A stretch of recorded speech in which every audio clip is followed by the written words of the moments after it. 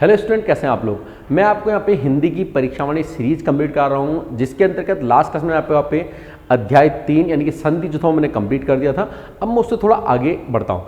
अगले अध्याय में देखिए यहाँ पे वर्तनी शुद्धि दे रखी है, लेकिन अभी मैं सोच रहा हूँ कि आपके एग्जाम्स को देखते हुए पहले मैं इसमें साहित्य वाला जो पोर्शन है वो मैं पहले यहाँ पे कंप्लीट करता हूँ। ठीक है, आप लोग के मैसेज भी उसी तरह से आए थे, तो मैं उसको पहले कंप्लीट, क्योंकि एक्चुअली साहित्य वाला जो पोर्शन है उसे हम थोड़ा सा इग्नोर करते हैं। पता नहीं क्यों, मतलब थोड़ा इग्नोर करते हैं, ऐसा मैंने देखा है। बच्चे क्या करते हैं, उसे थोड़ा इग्नोर करते हैं। बाकी जो ग्रामर वाला पोर्शन है वो तो हम कवर कर ही देते हैं। ठीक है, तो पहले मैं इसको कर लेता हूँ। मुश्किल से 2 से 3 वीडियोस में लगेंगी और देन फिर मैं आगे बढ़ चलूंगा। ठीक है, ठीक है। जब मैं साहित्य की बात करता हूँ तो मैं साहित्य कौन सा पढ़ रहा हूँ, हिंदी साहित्य। और जब हिंदी की बात शुरू होती है तो ये कहानी शुरू होती है संस्कृत से। ठीक है, ये कहानी संस्कृत से शुरू होती है। ठीक है, संस्कृत से ही आपकी अगली भाषा निकली, उसे हम बोलते हैं पाली। संस्कृत से आपकी पाली निकली। ठीक है, संस्कृत एक्चुअली बहुत कठिन थी, तो इसका थोड़ा आसान रूप जो लिखा गया उसे पाली कहा गया।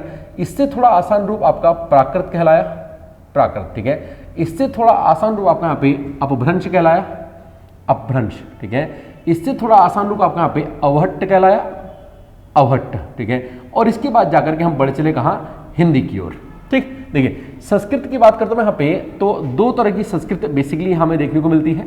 एक हमको दिखती है यहाँ पे वैदिक संस्कृत, वैदिक संस्कृत। ठीक है, वैदिक संस्कृत में आपको सबसे पहला जो डिस्कशन मिलता है ये हमको ऋग्वेद में देखने को मिलता है, वैदिक संस्कृत यहाँ पे।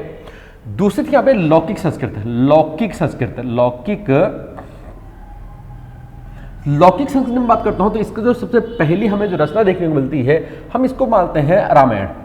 रामायण को हम लौकिक संस्कृति की पहली रचना मानते हैं, जो कि वाल्मीकि ने लिखी थी। ठीक है, मैं पाली भाषा की जब मैं बात कर लेता हूं, देखिए यहाँ पे पाली भाषा की, पाली भाषा का पहला डिस्कशन हमको यहाँ पे दीप वंश में हमको मिलता है। दीप वंश, दीप वंश एक बौद्ध साहित्य है। इसके अलावा मिलिंद पन्नो, इसमें हमको पाली भाषा का डिस्कशन देखने को मिलता है। इसके अलावा जो बौद्ध धर्म का बुद्ध वचन है, बुद्ध वचन। ठीक है, बौद्ध धर्म में गौतम बुद्ध ने जितने भी उपदेश दिए हैं उनको बुद्ध वचन कहा जाता है। बुद्ध वचन भी जो है वो भी पाली भाषा में ही दिए गए हैं, आप ही ध्यान रखना। ठीक है, देखिए मिलिंद पन्नो जो है ये एक यूनान का एक राजा हुआ करता था, मिनांडर। ठीक है, मिनांडर की एक कहानी है, आपको ये भी ध्यान रखना। ठीक है, देखिए प्राकृत की बात करता हूं मैं यहाँ पे, पाली का थोड़ा सा और आसान रूप आपका प्राकृत हुआ। प्राकृत भाषा में यहाँ पे ज्यादा नाम आते नहीं है। एक नाम आपको यहाँ पे याद रखना है, प्रवरसेन। ठीक है, प्रवरसेन आपको याद रखना है। इनकी किताब थी, उसका नाम था रावण बहू, आपको ध्यान रखना। ठीक है, इनकी किताब का नाम आपको यहाँ पे रावण बहू याद रखना है। जो प्राकृत है इसका थोड़ा आसान रूप ये आपका अपभ्रंश कहलाया। भ्रंश का मतलब क्या होता है, घाटी।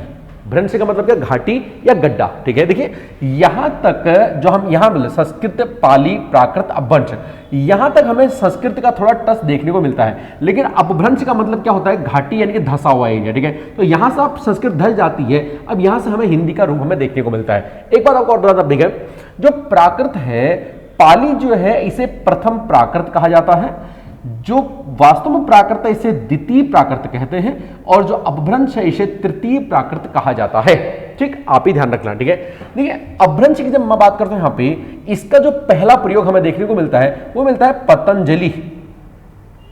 पतंजलि की रचना थी महाभाष्य, महाभाष्य।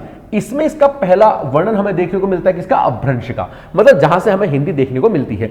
अब ये अपभ्रंश की पहली रचना के तौर पे अगर मैं पहली रचना की बात करता हूं, ठीक है, तो पहले रचना इसमें आप पाउमचर्यु इसकी पहली रचना कही जाती है, जो लिखी है स्वयंभू ने। ठीक है, स्वयंभू ने ये रचना लिखी, आपको ये ध्यान रख लेना है। इसीलिए स्वयंभू को अपभ्रंश का प्रथम कवि भी माना जाता है, आप ही ध्यान रखना। ठीक है, चलिए देखिए अपभ्रंश से अब हिंदी का टच आपको दिखने लग गया है। अवहट्ट का जो पहला प्रयोग हमको दिखता है वो दिखता है वर्ण रत्नाकर, ये किताब है वर्ण रत्नाकर, ये बुक है। इस बुक को लिखा था ज्योतिश्वर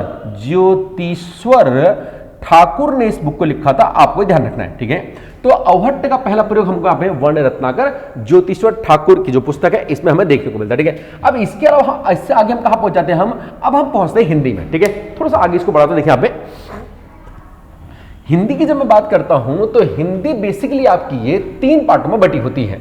ठीक है, अब मैं हिंदी की बात कर देता हूं तो हिंदी आपकी बेसिकली 3 पार्टों में बटी होती है। 3 पार्टों में, ठीक है। सबसे पहला आपको होता है जिसे हम बोलते हैं प्राचीन हिंदी। पहले कौन सी होती है यहाँ पे? पहले होती है आपकी प्राचीन हिंदी, दूसरी होती है आपकी मध्यकालीन। मध्यकालीन, आप थोड़ा पहले कॉन्सेप्ट समझ लेना, थोड़ी बेसिक बातें समझ लेना, फिर हम इसमें आगे बात करते हैं, ठीक है। तीसरी होती है आपकी आधुनिक हिंदी। आधुनिक हिंदी, ठीक है। देखिए प्राचीन हिंदी की बात करता हूं मैं, जो प्राचीन हिंदी की बात करता हूं, जिस टाइम पे प्राचीन हिंदी आई उस टाइम को प्राचीन काल कहा जाता है। जब मध्यकालीन हिंदी का प्रयोग हुआ इसे मध्यकाल कहा जाता है, और जो आज की हिंदी है इसको हम आधुनिक काल के अंदर पढ़ते हैं, ठीक है। देखिए जो प्राचीन हिंदी है, इस प्राचीन काल को इसे आदिकाल भी कहा गया, क्योंकि सबसे पहला काल यही था। इसको आदि काल भी कहा गया था। इसे आदिकाल महावीर, आपको ध्यान रखना है, महावीर प्रसाद द्विवेदी, ठीक है, महावीर प्रसाद द्विवेदी ने इनको आदिकाल कहा था। किसको? हमें प्राचीन काल को। आपको ध्यान रखना, ठीक है। देखिए मध्यकाल की बात करता हूं मैं यहाँ पे। मध्यकाल के बेसिकली 2 फेस हुए। मध्यकाल के 2 फेस हुए, ठीक है। पहला जो फेस हुआ इसे हम बोलते हैं भक्ति काल। पहला क्या पे? इसे हम बोलते हैं भक्ति काल। देखिए मैं आपको बेसिक समझा रहा हूं कि हम कर कैसे रहे, ठीक है। बाकी फिर मैं हमारे जो हिंदी के जो सबसे नीचे सिलेबस में लिखे हुए ना, ठीक है, लगभग 20-25 होंगे, जितने भी वो जो साहित्यकार हैं मैं उन्हीं को उठाऊंगा, लेकिन समझा देता हूं कि हो कैसे रहा है, ठीक है। देखिए पहला भाग होता है यहाँ पे भक्ति काल, दूसरा होता है आपका यहाँ पे रीतिकाल। रीतिकाल, ठीक है। भक्तिकाल जो है, भक्तिकाल के 2 हिस्से होते हैं, ठीक है। एक होता है निर्गुण भक्ति। निर्गुण भक्ति, निर्गुण भक्ति वाले कौन लोग होते हैं? जो लोग निराकार ब्रह्म की पूजा करते हैं, जिसका कोई आकार नहीं है, मतलब भगवान विष्णु, ठीक है, शंकर, महेश, इनकी जो पूरा पूजा करते हैं। दूसरे होते हैं सगुण भक्ति वाले। सगुण भक्ति वाले, ठीक है। देखिए सगुण भक्ति में कौन लोग हैं? जो साकार ब्रह्म की पूजा करते हैं। देखिए 2 चीजें होती हैं, एक होते हैं भगवान, एक होते हैं देवता। भगवान वो होते हैं जिन्होंने, ठीक है, जिन्होंने पृथ्वी पे कभी भी देह रूप में जन्म नहीं लिया है, जो अवतारी होते हैं उन्हें भगवान कहा जाता है। जबकि देवता वो होते हैं जिन्होंने पृथ्वी पर कभी ना कभी देह यानी कि शरीर के रूप में जन्म लिया है, उन्हें हम देवता कहते हैं, ठीक है। जैसे राम जो है वो देवता है, कृष्ण जो है वो देवता है, ठीक है, गोलू देवता है, नरसिंह देवता है, कासिम देवता है, गंगनाथ, ये सब देवता है, ठीक है। लेकिन जो अवतारी हैं जैसे ब्रह्मा, विष्णु, महेश, ठीक है, ये सब क्या है? ये आपके भगवान कहलाते हैं। तो ध्यान रखना पे, जो निर्गुण भक्ति वाले हैं वो निराकार ब्रह्म की पूजा करते हैं, और सगुण भक्ति वाले जो है ये साकार ब्रह्म की पूजा करते हैं। निर्गुण भक्ति वाले फिर से ये 2 पार्टों में बटे हुए हैं, ठीक है। एक इसमें होते हैं निर्गुण भक्ति वाले, एक इसमें होते हैं ज्ञानाश्री शाखा। ज्ञानाश्री शाखा जो बोलते हैं कि निर्गुण जो ब्रह्म है जिसका कोई आकार नहीं है उसे ज्ञान के माध्यम से प्राप्त किया जा सकता है। और दूसरे होते हैं प्रेमाश्री। तो जब वे प्रेमाश्री ये बोलते हैं कि प्रेम के माध्यम से ही हम जो निर्गुण ब्रह्म है उसे हम प्राप्त कर सकते हैं। जबकि जो सगुण धारा वाले होते हैं ये भी आपके 2 प्रकार के हैं, सगुण भक्ति वाले, ठीक है। इसमें एक जो है वह है राम भक्ति शाखा वाले, जो भगवान राम की भक्ति करते हैं। राम भक्ति शाखा वाले एक हैं, ठीक है। और दूसरे आपके हैं कृष्ण भक्ति शाखा। कृष्ण भक्ति शाखा वाले, आपको ये ध्यान रखना होगा, ठीक है। देखिए ज्ञानाश्री की मैं बात करता हूं तो ज्ञानाश्री वाली जो शाखा है इसमें मेन जो आदमी आता है इसमें आपका पे वो है कबीर। आपके सिलेबस में आपको मिल जाएंगे कबीर, ठीक है। ज्ञानाश्री में आपको कबीर आपको यहां ध्यान रखना है। जब मैं प्रेमाश्री की बात करता हूं तो यहां पे मेन नाम आता है जायशी का, ठीक है। और दूसरा पे कुतुबन का नाम आता है, कुतुबन, ठीक है, कुतुबन। और एक यहां पे नाम आता है मंझन का, मंझन का, ठीक है। ये आपके सिलेबस में नहीं है, ये आप ध्यान रखना। लेकिन देखिए यहाँ पे एक चैप्टर आपको होता है ना हिंदी भाषा की उत्पत्ति और विकास, ठीक है, वहां से कभी कभार इनसे क्वेश्चन उठा करके पेपर में डाल देता है, ठीक है। वो मैं आपको नेक्स्ट अध्याय के अंदर मैं आपको समझाऊंगा, ठीक है। देखिए राम भक्ति शाखा की जब मैं बात करता हूं यहाँ पे, तो राम भक्ति शाखा में सबसे मेन आपको जो पढ़ना है यहाँ पे वह है तुलसीदास। तुलसीदास जो आपके सिलेबस में आपको दिख जाएंगे, कबीर आपको सिलेबस में दिखेंगे, ठीक है, तुलसीदास आपको सिलेबस में दिखेंगे आपके। और कृष्ण भक्ति शाखा में सबसे इंपॉर्टेंट आपका पे सूरदास पढ़ना है। क्या पढ़ना आपका पे? सूरदास, ठीक है, जो आपको आपके सिलेबस में दिख जाएंगे, ठीक। अब देखिए यहाँ पे मैं रीतिकाल की जब मैं बात करता हूं तो रीतिकाल के 3 हिस्से होते हैं। बेसिकली यहाँ पे रीतिकाल के 3 हिस्से हैं। पेपर में सिलेबस में रीतिकाल के कभी यहाँ पे नहीं दिए गए हैं, तो आपको ये ज्यादा ध्यान नहीं देना, ठीक है। देखिए रीतिकाल में पहले होते हैं आपका पे रीतिबद्ध। पहले कौन से होते हैं? रीतिबद्ध। दूसरे होते हैं रीति मुक्त। और तीसरे आपके जो कवि यहां पे उन्हें हम बोलते हैं रीति सिद्ध। रीति सिद्ध, ठीक है। इसमें देखिए मिलनी यहां पे जैसे केशवदास, केशव दास, ठीक है, बिहारी, ठीक है, बिहारी, ये जो लोग हैं ये आपके ये रीति काल के अंदर आपके शामिल होते हैं। अपने सिलेबस में नहीं है इसलिए स्किप करते हैं, ठीक है। अब देखिए मैं आता हूं मैं आधुनिक काल में, सबसे हमारा मेन सेक्टर कौन सा रहेगा यहाँ पे, आधुनिक काल। ठीक है, जब मैं आधुनिक काल की बात करूंगा, आधुनिक काल की बात करता हूं, आधुनिक काल को 4 पार्टों में डिवाइड किया गया है। कितने पार्टों में, यहाँ पे 4 पार्टों में आधुनिक काल को डिवाइड किया गया है। पहला जो काल है उसे हम बोलते हैं भारतेंदु युग, भारतेंदु युग कहा जाता है। दूसरा जो होता है इसे हम बोलते हैं द्विवेदी युग, द्विवेदी युग, ठीक है। तीसरा आपका युग होता है इसे हम बोलते हैं छायावाद युग, छायावाद। और चौथा जो होता है इसे हम बोलते हैं छायावादोत्तर, इसे हम बोलते हैं छायावादोत्तर, ये आप ध्यान रखना, ठीक है। छायावादोत्तर जो है एक्चुअली छायावाद का ही थोड़ा सा आगे बढ़ा हुआ रूप है, इसे छायावादोत्तर बोलते हैं। छायावादोत्तर के भी आगे चल के 2 हिस्से होते हैं, ठीक है। एक होता है इसका, एक होता है प्रगतिवाद, प्रगतिवाद, ठीक है, और दूसरा होता है आपका पे प्रयोगवाद, प्रयोगवाद, ठीक हो गया है। तो ध्यान रखना ये है आपका टोटल जो हमको यहाँ पे पढ़ना है, आप ये ध्यान रख लेना, ठीक है। तो ये कबीर, शूल, तुलसी आपको उधर से आपको दिख जाएंगे मध्यकाल से, ठीक है, और प्राचीन काल से तो ज्यादा कुछ यहाँ पे आपके सिलेबस में है नहीं, ठीक है। और यहाँ से देखिए भारतेंदु युग, यहाँ से आपको दिखता नहीं ज्यादा, ठीक है। द्विवेदी युग आपको मेन यहाँ पे दिखता है, आपको यहाँ पे छायावाद से आपको दिखते हैं, यहाँ पे छायावाद के जो 4 स्तंभ है, ठीक है, जयशंकर प्रसाद, ठीक है, इसके बाद पे महादेव वर्मा, सुमित्रानंद बंदे, ये सब आपको यहाँ पे दिखेंगे। और छायावादोत्तर से भी आपके सिलेबस में ज्यादा है नहीं है, ठीक है। चलिए, तो अब मैं आपको बेसिक चीज समझ में आ गई है, अब मैं चलता हूँ अपने सिलेबस की तरफ को, ठीक है। सबसे पहले अपने सिलेबस उठाते हैं, बात करते हैं कबीरदास की, कबीरदास जी की हम बात करते हैं। देखिए इनके बारे में पेपर में हमसे क्या क्या पूछा जाएगा, हमको पेपर के हिसाब से ही आपको पढ़ना, ठीक है। सबसे पहले देखिए इनका जन्म, इनका जन्म 1398 में इनका जन्म हुआ था, आपको याद रखना है। कहाँ होता सर, यूपी में, यूपी में एक जगह पड़ती है वाराणसी, वाराणसी में इनका जन्म हुआ था, आप ध्यान रखना, ठीक है। दूसरे देखिए इनके गुरु हुआ करते थे, उनका नाम था रामानंद, रामानंद इनके गुरु होते थे, ठीक है। अगर मैं बात करूं ये किस विचारधारा के थे, विचारधारा, ठीक है, किधर आपको मैंने अभी थोड़ी देर बताया था पहले यहाँ पे, ठीक है। जो मध्यकाल था, मध्यकाल के 2 हिस्से थे, एक आपका पे भक्तिकाल था, दूसरा आपका पे रीतिकाल था, ठीक है। भक्तिकाल के आपके 2 हिस्से थे आपके, ठीक है, भक्तिकाल के, एक कौन सी निर्गुण भक्ति, एक कौन सी सगुण भक्ति। तो ये किस में थे, अभी निर्गुण भक्ति के अंदर थे, ठीक है। तो इनकी जो विचारधारा कौन सी आप वो ये निर्गुण भक्ति के हैं, निर्गुण भक्ति। और निर्गुण भक्ति के अंदर भी 2 थे, एक ज्ञानाश्री, एक प्रेमाश्री। तो निर्गुण भक्ति में किसके थे, ये ज्ञानाश्री शाखा के हैं, आप ये ध्यान रख लेना है, ठीक है। देखिए इनकी अगर मैं भाषा की बात करता हूं, इनकी भाषा जो है वो सधुक्कड़ी भाषा बताई गई, सधुक्कड़ी भाषा, ठीक है। इस मतलब जो साधुओं की जो भाषा होती है, ये सधुक्कड़ी भाषा क्या आ गया है, इसी को ही पंचमेल, पंचमेल खिचड़ी कहते हैं। पंचमेल खिचड़ी, खिचड़ी क्या होती है, मतलब जैसे 5-6 भाषाओं को मिला करके एक नई तरह की भाषा बना दी, ठीक है, जिसे बोलते हैं क्या, पंचमेल खिचड़ी, आप ये ध्यान रखना, ठीक है। देखिए यहाँ पे अगली बात करते हैं अभी इनकी रचनाओं की, इनकी रचनाओं की, ठीक है। इनकी रचनाएं जो हैं, इनकी रचनाएं सबसे पहले इनका संकलन गुरु ग्रंथ साहिब में मिलता है, आपको ध्यान रखना है। इनकी जो रचनाओं का संकलन है वो आपका गुरु ग्रंथ साहिब है, ठीक है। बेसिकली इनकी रचनाएं जो है, देखिए 3 रचनाएं इनके यहाँ पे प्रमुख रचनाएं हैं। इनका संकलन कहाँ मिलता है, गुरु ग्रंथ साहिब में। इनकी 3 रचनाएं यहाँ पे, एक का नाम है साखी, आपने सुना होगा, दूसरा है शबद, तीसरा है रमेनी, आपको ध्यान रखनी है। शाकी शबद रमेनी, शाकी शबद रमेनी जो 3 रचनाएं हैं, इन तीनों का संकलन एक बुक में किया गया है, ठीक है। इसे बोलते हैं बीजक, इसे क्या बोलते हैं, इसको यहाँ पे बीजक, ठीक है।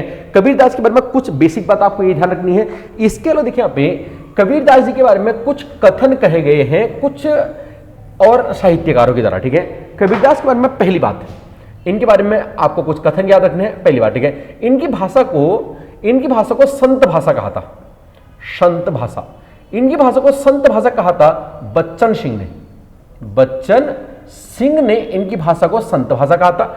इनकी भाषा को पंचमेल खिचड़ी, पंचमेल खिचड़ी, इनकी भाषा को पंचमेल खिचड़ी श्याम सुंदर दास ने कहा था, श्याम सुंदर दास ने कहा था, अब ये ध्यान रखना, ठीक है। 2 बात आपको ध्यान रखना, इनकी भाषा को संत भाषा किसने बोला, बच्चन सिंह ने कहा। इनकी भाषा को पंचमेल खिचड़ी किसने कहा, श्याम सुंदर दास ने। तीसरी और सबसे इंपॉर्टेंट बात जो इनके बारे में बार बार पूछा थी वो ये, इन्हें वाणी का डिक्टेटर, डिक्टेटर, इन्हें वाणी का डिक्टेटर कहा था हजारी प्रसाद द्विवेदी ने, हजारी प्रसाद द्विवेदी। ये बहुत बार पूछ लेता आपका पे, द्विवेदी ने कहा था। आपको ये ध्यान रखने के बारे में, ठीक है। देखिए इसके अलावा आपको इनके बारे में आपको एक दो बातें और ध्यान रखनी है, ठीक है। एक दो बात आपको ध्यान रखनी है, कबीरदास ने देखिए बहुत सारी चीजें कही हैं, ठीक है। बेसिकली परिवार से ये एक जुलाहा हुआ करते थे, ठीक है, लेकिन ये इन्होंने जो कविताएं हैं, कवि हैं, ठीक है, उस रूप में इन्होंने महान कार्य किए, ठीक है। तो इनके बारे में इनके जो दो तीन कथन है बहुत ज्यादा फेमस है, दो तीन कथन, ठीक है।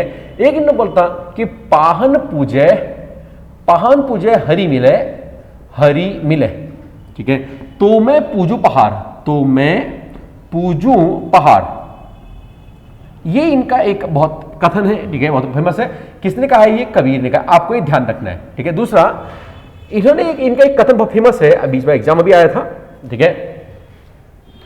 इसे कहते हैं मैं कहता हूं आंखन देखी, तू कहता है कागज लेखी, ठीक है। मैं कहता हूं आंखन देखी, आपको ध्यान रखना है, आंखन देखी, तू कहता है कागद की लेखी, ठीक है। ये दो किट किसके यहां पे? ये दो किट कबीरदास के हैं। आपको ये बात ध्यान रखनी है, ठीक है। तो पहले कबीरदास के बारे में कुछ बेसिक बातें मैंने जानी। यहाँ पे जन्म, इनकी रचनाएं, इनकी फलाना दो तीन बातें, ठीक है। जन्म कहाँ पे? 1398 में यूपी बनारस के अंदर इनकी कुछ रचनाएं थी। गुरु ग्रंथ साहिब में इनका जो, ठीक है, साखी समत रवैनी, उनका संकलन कहाँ है? बीजक में। इनके गुरु रामानंद वगैरह आप यहाँ पे थोड़ी बहुत बात पे ध्यान रखना, ठीक है। इनके बारे में दो तीन बातें बोली है। एक, इनको संत भाषा कहा गया है, इनकी भाषा को संत भाषा बोला बच्चन सिंह ने, ठीक है। पंचमेल खिचड़ी बोला श्याम सुंदर दास ने। और एक यहाँ पे वाणी का डिक्टेटर कहा यहाँ पे हजारी प्रसाद द्विवेदी। आपको मस्ट याद रखना है, ठीक है। इसके देखिए इनके कुछ कथन है। एक है मैं कहता हूं आंखन देखी, तू कहता है कागज की लेखी। ये बहुत इंपॉर्टेंट है, याद रखना। वैसे नॉर्मली आपको पता ही रहेगा ये, ठीक है। कागज की लेखी, जहां कागज आ गया, देखिए कागज, आपको पता है कि कबीरदास जी पढ़े लिखे नहीं थे, ठीक है। इन्होंने खुद ही कहा है कि कभी मतलब क्या मतलब इन्होंने कभी अपने एक दोहे में, अब दोहा मुझे एक्चुअली याद नहीं है, ठीक है, इन्होंने कहा था कि कबीर ने कभी कागज को छुआ नहीं है, ठीक है। कागज कभी छुआ नहीं है, इन्होंने अपने उसमें खुद कहा था। मतलब ये ज्यादा पढ़े लिखे कबीरदास जी नहीं थे, आपको ये ध्यान रखना है, ठीक है। और दूसरा, पाहन पूजे हरि मिले, तो मैं पूजू पहाड़। इन्होंने कहा था कि अगर पत्थर पूजने से भगवान मिलता है तो मैं पहाड़ पूजना मैं पसंद करूंगा, लेकिन ऐसा कुछ होता नहीं है, क्योंकि निराकार ब्रह्म यानी निर्गुण शाखा के ये थे। क्लियर हो गया, ठीक है।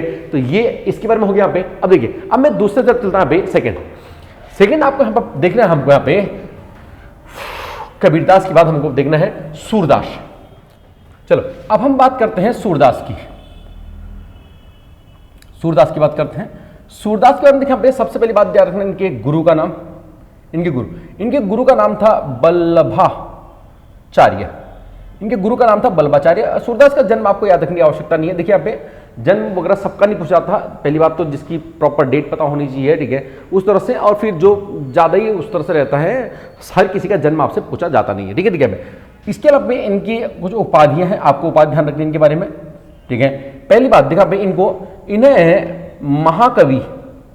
इन्हें महाकवि कहा जाता है। दूसरी बात, ये अकबर के दरबारी थे, आपको ध्यान रखना है। अकबर के ये दरबारी थे, आपको ये ध्यान रखना है, ठीक है। अगर मैं बात करूं इनके विचारधारा की, ठीक है, तो विचारधारा ये कौन है? ये सूरदास है, ठीक है। राम भक्ति शाखा और कृष्ण भक्ति शाखा, दो शाखाएं हुआ करती थी। राम भक्ति शाखा में कौन यहाँ पे? तुलसीदास, ठीक है। और कृष्ण भक्ति शाखा में कौन यहाँ पे? सूरदास। तो बेसिकली ये कौन से यहाँ पे? ये सगुण भक्ति धारा के हैं, ये सगुण भक्ति शाखा के हैं। और कहाँ के हैं? कृष्ण भक्ति धारा, कृष्ण भक्ति शाखा के कवि हैं, आपको ध्यान रखना, शाखा, ठीक है। इसके देखा पे इनके कुछ उपनाम है, आपको याद रखने उपनाम। इनके उपनाम में सबसे पहला, इन्हें अष्टछाप का जहाज कहा जाता है। अष्टछाप का इन्हें जहाज कहा जाता है। सर ये अष्टछाप का जहाज क्या है? देखिए पे 8 कवियों का एक्चुअली एक समूह था जिसे अष्टछाप कहा गया था। उन अष्टछाप में कौन कौन से कवि थे आपको जरा बताता था। अष्टछाप में 5 तो आपको नॉर्मली याद देगा। पहला थे यहाँ पे इनके गुरु जो थे बल्लभाचार्य। कौन यहाँ पे? पहले थे बल्लभाचार्य, ठीक है। दूसरे थे इनके शिष्य सूरदास।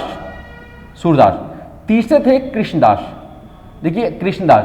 ये आपको सूरदास कृष्णदास दोनों एक जैसे नाम लग रहे होंगे, ठीक है। चौथे यहाँ पे थे, इन्हें बोलते हैं नंददास, नंददास।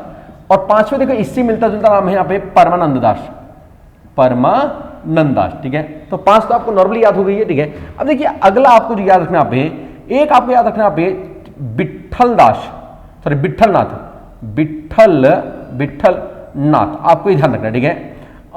कितने पे 1 2 3 4 5 6, ठीक है। तो कितने बजे आपके दो और हैं यहाँ पे, ठीक है, 2 एक मिनट रुकिए, ठीक है। एक का नाम, ठीक है, एक यहाँ पे छीत द्वास, एक है छीत स्वामी, सॉरी छीत स्वामी यहाँ पे एक है, और एक यहाँ पे है गोविंद स्वामी, गोविंद स्वामी, ठीक है। तो ये कौन है यहाँ पे, ये अष्टछाज में है, आपको ध्यान रखना है। इनके बारे में आपको एक दो बात आपको और नोट करके ध्यान रखना है। इन्हें ब्रज भाषा का वाल्मीकि कहा गया, इन्हें किसका पे, जो ब्रज भाषा है, ब्रज भाषा का इन्हें वाल्मीकि कहा गया है, ठीक है, वाल्मीकि, इन्हें ब्रज भाषा का वाल्मीकि कहा गया है। इसके अलावा देखिए इनके उपनामों में इनके एक दो उपनाम और हैं, ठीक है। इन्हें अवधीपति कहा गया है, अवधीपति मतलब अवधि भाषा के बहुत अच्छे जानकार थे। क्योंकि ये बचपन से ही जन्मांध थे, इसलिए इनको खंजन नयन कहा गया है। केवल इनका पे इन्हीं को ही खंजन नयन कहा गया, खंजन नयन कहा गया, ठीक है। तो ये है किसके बारे में, यहाँ पे सूरदास के बारे में, जो आपको यहाँ पे ध्यान रखना है, ठीक है। इनके बारे में एक जो क्विट है वो आपको ध्यान रखना है, ठीक है। एक कोड इनके बारे में, इनने कहा था कि उधो तुम हो बड़भागी, ठीक है। इन्होंने एक कोट कहा था, एक कथन कहा था कि उधो, आपको नोट करना चाहिए, लिखो उधो तुम हो बड़भागी, बड़भागी, उधो तुम हो बड़भागी। किसका कथन है ये कथन है आपका सूरदास का, ठीक है। तो सूरदास के बारे में अगर आपको इतनी बात पता है तो आपका यहां से प्रश्न आपका नहीं छोड़े, ठीक है। अगला पढ़ते हैं, चलिए अब बात करते हैं तुलसीदास की, ठीक है। तुलसीदास के बारे में आपसे क्या क्या पूछ सकता है। सबसे पहले इनका जन्म आप याद रख लेना। तुलसीदास के बारे में, इनका जन्म 1532 में हुआ था, आप ही ध्यान रखना, ठीक है। दूसरा इनके गुरु का नाम याद रखना, इनके जो गुरु थे उनका नाम था नरहरिदास। इनके गुरु तो कौन थे, इनका नाम है नर। जन्म कब इनका 1532 में। इनके गुरु का नाम है नरहरिदास, आपको ध्यान रखना है, ठीक है। चलिए तीसरी बात पे, इनको रूपक, ध्यान रखना पे, इनको रूपक अलंकार, इन्हें रूपक अलंकार का सम्राट कहा जाता है, सम्राट, आपको ध्यान रखना है, ठीक है। इसके अलावा इनको यहाँ पे लोक, ठीक है, इन्हें